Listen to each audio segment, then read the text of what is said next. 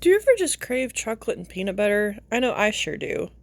I decided to try to find a recipe for a keto, low carb, no sugar peanut butter cup.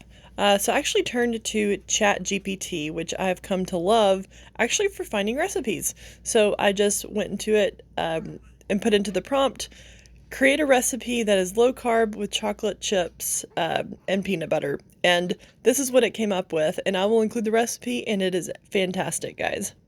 It includes peanut butter, allulose instead of sugar, coconut oil, and vanilla extract. And then for the chocolate, it is melted chocolate chips with a little bit of coconut oil. I just poured on top of the peanut butter layer. And then you put it in the freezer for about an hour, and then you have a delicious and crunchy chocolate chip peanut butter cup, and it's fantastic. Would love to hear you guys' comments if you try it.